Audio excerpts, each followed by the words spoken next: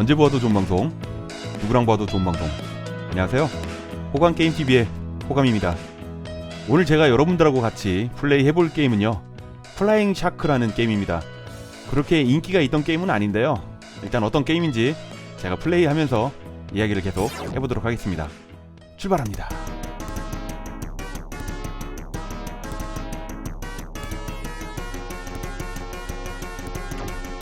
비행기가 프로펠러 비행기에다가 날개가 위아래로 두 개가 있는 복역기입니다. 복역기는 1차 세계대전 때 전투기로 사용됐던 비행기죠. 비행기만 보면은 이 게임의 시대적 배경이 그때쯤인 걸 예측을 할 수 있습니다. 어차피 예측 가능한 거 스토리 먼저 말씀드리면은요, 적국에 침투한 스파이가 공작을 벌이는 도중에 적한테 발각이 됐습니다. 임무 실패죠. 임무를 실패했으니까 빨리 도망가야지 됩니다. 네, 지금 적군의 비행기를 타고서 도망을 가는 게 우리의 주인공이고요. 네, 우리 주인공 스파이. 그리고 어차피 탈출하는 거 적한테 조금이라도 더 피해를 주겠다, 2판 4판일까요? 그런 마음으로 지금 적군을 일당100을 뛰어넘는 전투력으로 도망을 치고 있다고 해야지 되는데, 이게 도망치는 것 같지는 않죠, 우리가 보기엔. 아니, 이렇게 잘 싸울 거면은 스파이를 왜 그냥 혼자 가서 진작에 싸웠으면은요, 아군에는 거의 피해가 없으면서 적군은 초토화시키고 이게 더 낫지 않았을까요? 뭐 탈출하면서 자신의 잠재된 능력을 발견했을지 모릅니다. 이 게임은 1987년도 게임이고요, 포아플랜에서 만들었고 타이토에서 유통을 했습니다. 제가 오락실에서 이 게임 처음 봤을 때 이 게임 어디서 많이 본 듯한 방식의 게임인데? 라고 생각을 했거든요. 그 당시에는 제가 게임 회사에 대해서 크게 관심이 없었고 그냥 게임 플레이만 관심이 있었던 시기라서요, 이거 표절 게임인가? 뭐 그런 식으로 생각을 했었는데, 그러니까 트윈코브라, 이 게임은 트윈코브라를 베꼈구나 라고 생각을 했는데, 같은 회사잖아요. 베낀 게 아니고 비슷한 유형의 게임이거든요. 포아플랜에서 타이거 헬리라는 게임 만들었잖아요. 그 게임이랑도 방식이 비슷하고요, 트윈 코브라하고도 비슷하잖아요. 제가 놀란 건 이 게임이 트윈 코브라 전에 나왔다는 겁니다. 이 부분은 다음 판에 다시 한번 말씀드리도록 할게요.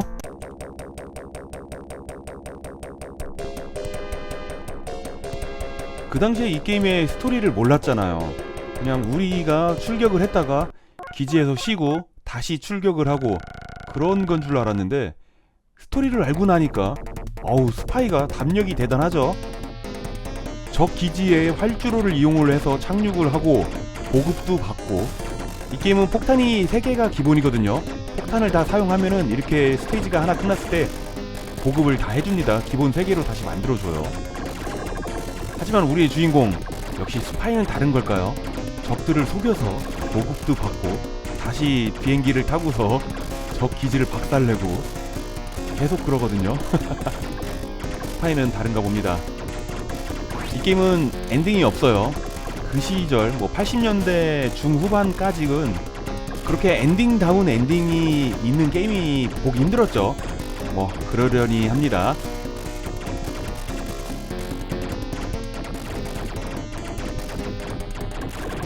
이렇게 뒤에서 비행기 나오는 거랑 배가 밑에 지나가는 거랑 이 부분이 트윈코브라랑 비슷하잖아요. 이 게임이 1987년에 나왔고 트윈코브라도 1987년에 나왔는데, 이 게임이 트윈코브라보다 조금 먼저 나왔다고 합니다. 그러니까 비슷한 시기에 오락실에서 봤으니까요, 이 게임이 트윈코브라 베낀 건 줄 아는 거죠. 같은 회사인 거는 모르고요.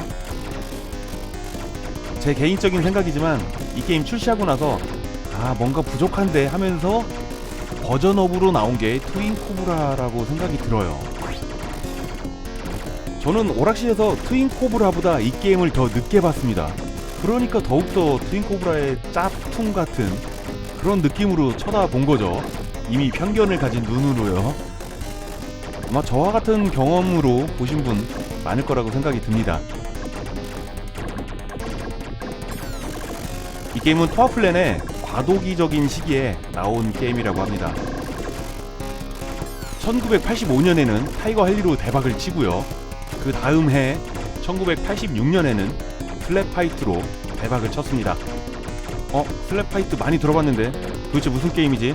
갑자기 생각이 안 나신다고요? 영상 보여드려야죠. 두 번 연속 대박을 쳤는데 사장님은 굉장히 기분이 좋겠지만 팀원들은 더 좋은 게임 만들어야지라는 그 스트레스가 얼마나 많았겠어요. 그러니 이 게임 나오고 확장팩 같은 트윈 코브라가 바로 나온 거죠. 앞에 두 게임하고 이 게임하고는 같은 듯 다른 차이점이 있습니다. 어떤 게 같고 어떤 게 다를까요? 한 박자 쉬고 두 박자 쉬고 세 박자 마저 쉬고 들어가. 네.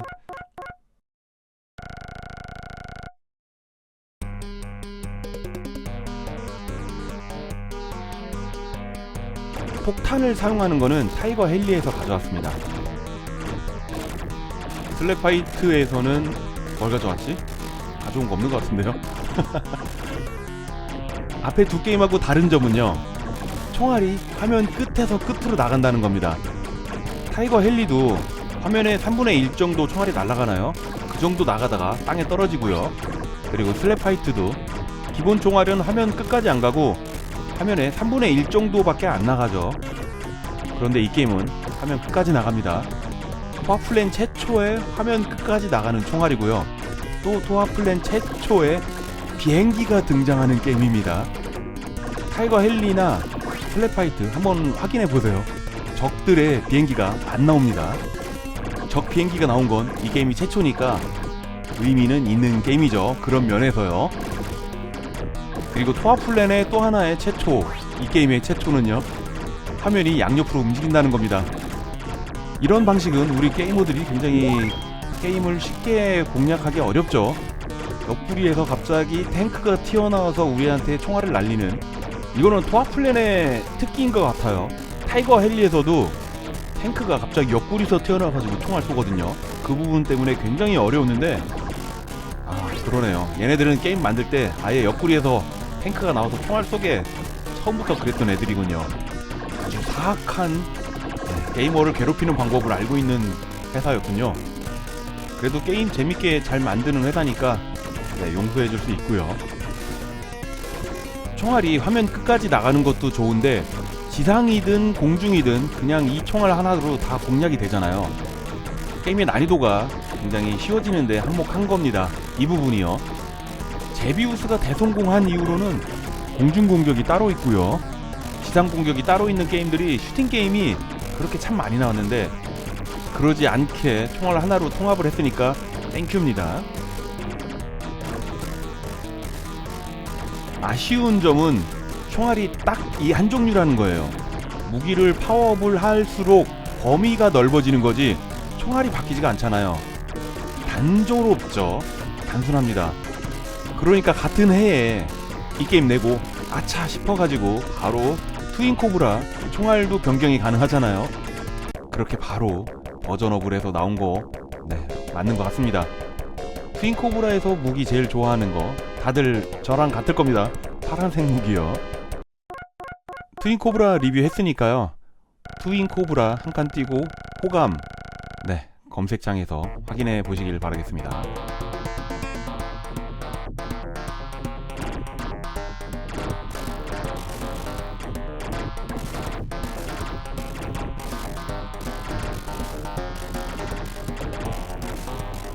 제 눈에는요, 87년도 게임인데 이 정도 그래픽이라니, 얘네들 정말 그래픽 하나는 잘 뽑아낸다, 그렇게 생각이 들어요. 보너스 나왔습니다. 보너스는 언제 봐도 기분이 좋습니다. 빨간색 적 비행기, 편대 비행하는 빨간색 적을 다 처리하면은 파워업 아이템을 주고요, 편대 비행하는 노란색 적들을 다 처리를 하면 1000점을 줍니다. 나오네요, 1000점짜리들. 총알의 범위가 넓으니까 저렇게 쉽게 맞출 수 있죠.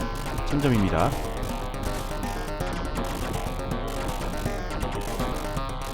그리고 이런 비행기 슈팅 게임은 파워업을 했을 때는 좀 편한데 한번 죽으면은 다시 기본 파워부터 올려야 되잖아요. 그런 부분이 게임을 굉장히 어렵게 만들죠. 살아나기가 어렵습니다. 한번 죽으면 그냥 그 부분에서 이젠 포기해야 되는구나 그런 생각이 들 정도로 다시 살아나기가 어렵죠.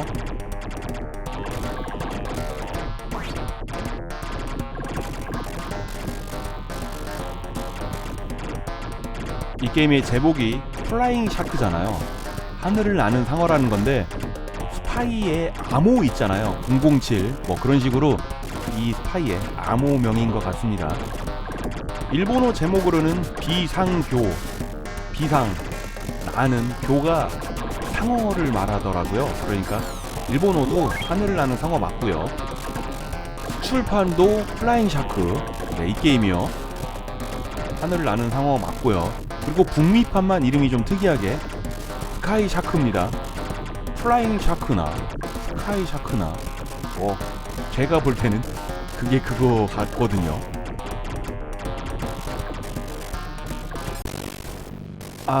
유언봄이라고 하잖아요. 폭탄을 쏘고 죽는 거. 정말 게임하기 싫어지죠. 이렇게 되면 살아날 수 있을지 모르겠습니다.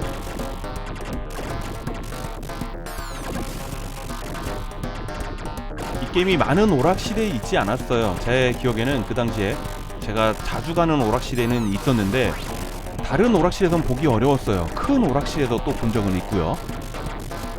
이 게임이 인기는 많았냐? 아니요. 인기 별로 없었습니다. 그래도 오락실 한쪽 구석에서 묵묵히 자리를 잡고서 나름 조금 장수했다고 할까요? 생각외로 게임이 그렇게 어려운 게임이 아니거든요. 어느 정도는 할만합니다. 그래서인지 은근히 동전을 넣는 친구들이 많이 있었어요. 동네 형들도 그렇고 동생들도 그렇고요. 형들이 하는 게임은 어려운 게임들이 많았는데 동생들이 한다, 저보다 어린 동생들이요. 그러면은 만만하다는 거거든요. 그렇다고 줄 서서 하지는 않았는데 할 거 없을 때, 그럴 때 가끔씩 한 판 하면은 꿀잼인 게임들이 있잖아요. 이 게임이 그런 게임 중에 하나였습니다. 슈팅 게임이 룰이 그렇게 복잡한 게임은 아니잖아요. 이 게임은 완전히 단순하죠.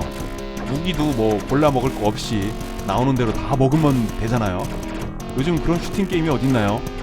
이때도 무기 골라 먹어야지 됐었는데 이 게임은 나오는 거 먹기만 하면 됩니다. 정말 단순하죠.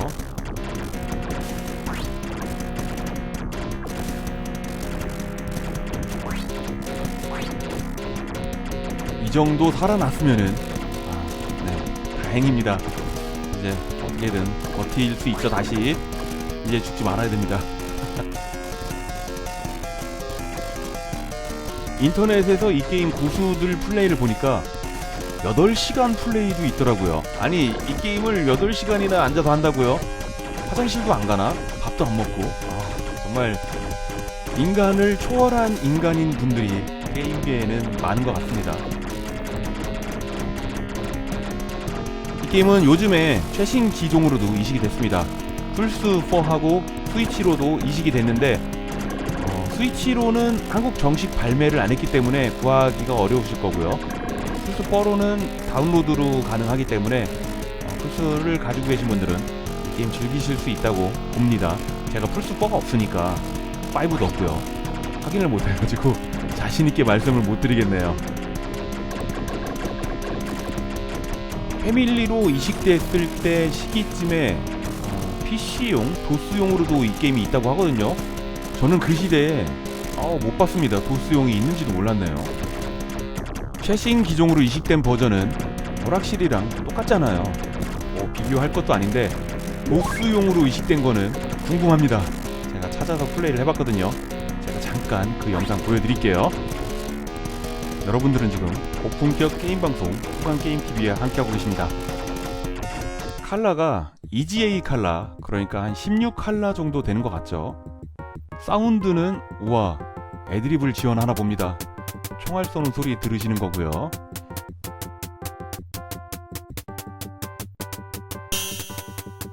네, 지금 이 소리가 적들이 죽는 소리입니다. 종소리 아니에요. 이 음악은 한 스테이지 클리어 했을 때 나오는 소리입니다. 그래도 오랜만에 애드립 소리 들어서 그런지 저는 싫지는 않은데 하필이면 그 적기가 터지는 소리가 띠용띠용 그 소리가 마음에 안 듭니다. 자, 보스 게임은 여기까지만 보고요. 이제 플라잉 샤크 최종 보스전이거든요. 엔딩은 없지만 그래도 최종 보스는 궁금합니다. 폭탄도 굉장히 여유가 있고요. 그리고 무기는 풀업 상태이기 때문에 최종 보스전이 그렇게 어렵지 않을 거라고 생각이 듭니다. 나왔네요. 굉장히 큰 비행기입니다. 모든 화력을 다 쏟아붓고요. 아이고, 생각보다 좀 일찍 끝났네요. 이렇게 최종 보스전이 끝났고요. 기지로 조금만 더 날아가면은 다시 첫 판부터 시작이 되는 겁니다. 1편보다는 2편이 굉장히 유명하거든요. 많은 오락실에서 이 게임의 2편을 보셨을 겁니다. 2편의 제목은 파이어 샤크, 일본 내수판 제목은 교를 한국말로 하면 상어.